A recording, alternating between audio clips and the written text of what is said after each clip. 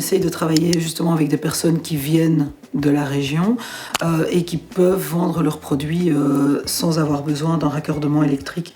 Donc ils travaillent principalement au gaz. On vend des emplacements à des restaurateurs. Donc les restaurateurs, ils ont jusqu'au mois d'avril pour postuler. Et puis là, on a une commission qui va analyser toutes les candidatures. L'idée, c'est d'avoir une carte très variée qui puisse faire voyager le public. Et on essaye de limiter aussi le nombre de personnes qui vendent de la nourriture sur le site pour justement toujours ce principe de solidarité, pour pas démultiplier les vendeurs et s'assurer qu'ils aient un minimum de rentrée. Il y a plein de petites mesures qu'on met en place et qui nous semblent importantes aussi. Par exemple, on impose à l'ensemble des food trucks de proposer aussi un menu enfant, ce qui permet à la fois d'être plus accessible financièrement et de réduire le gaspillage alimentaire. On demande aussi à tous les food trucks, à chaque food truck, de proposer une alternative végétarienne. Donc parmi leurs cartes, ils doivent tous proposer un plat au moins végétarien. On pense que c'est important de montrer un maximum d'alternatives et que les gens puissent découvrir que dans plein de cuisines différentes, il y a moyen de manger végétarien ou vegan. Les food trucks, en fait, ils ont une espèce de charte. Ils savent qu'on veut du circuit court, qu'on veut des produits de qualité. Et ces gens, en fait, on essaie de les accompagner pour qu'ils s'améliorent d'année en année. Donc on propose des achats groupés via la coopérative paysanne artisans, mais aussi on les accompagne sur une réflexion autour du prix des assiettes, sur comment est-ce qu'ils peuvent s'améliorer en faisant en sorte que ça ne rogne pas trop leur marge. Ils sont aussi, par exemple, obligés de fournir de la vaisselle compostable. Là, on a vraiment toute une équipe dont leur job en festival, c'est de s'assurer que tout d'un coup, il y en a pas un qui aille à l'encontre de ce qu'il nous a vendu. On leur explique l'esprit du festival, on leur explique le principe et on leur propose d'adhérer. S'ils n'adhèrent pas, mais malheureusement, la collaboration n'est pas possible. Avec un prix de l'emplacement qui est en fait lié aussi à l'engagement durable du food truck. S'ils proposent 100% de produits bio, ils payent moins cher.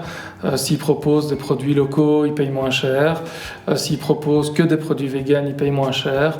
Et à l'inverse, en fonction de ce qu'ils consomment aussi comme électricité, là, plus ils consomment, plus ils vont payer cher. Donc on essaye d'avoir un prix d'emplacement qui soutient en fait les food trucks qui ont la démarche la plus avancée en matière de durabilité. Sur place, on a des équipes qui vérifient que le tri des déchets soit bien fait par les food trucks. On vérifie les sacs poubelles.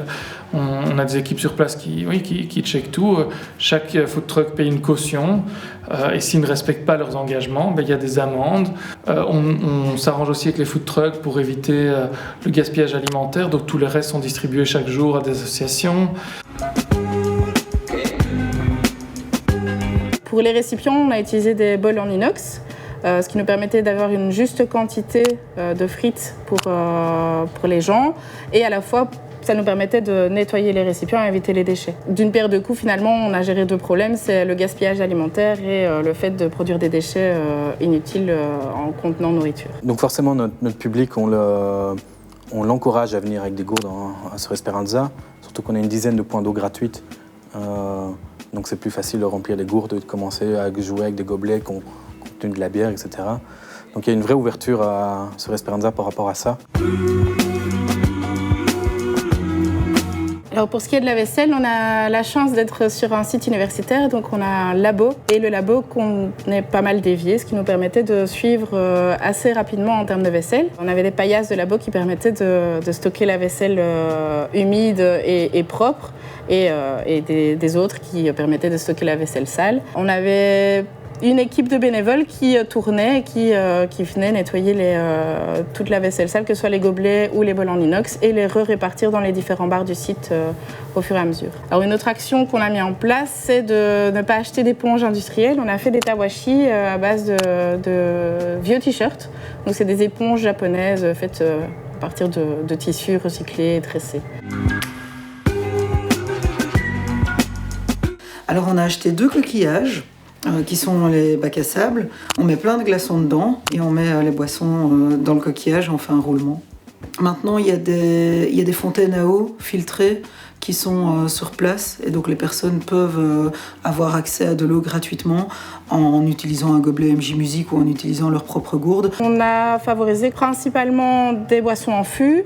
On avait un accord avec les étudiants de Jean Blou qui produisent leur propre bière, ça nous paraissait logique de travailler avec eux. On a aussi, pour tout ce qui est soft, travaillé avec la société Roman Cola, qui est beaucoup plus locale que des grosses entreprises dont je ne citerai pas le nom, et beaucoup plus équitable, donc on a préféré travailler avec eux.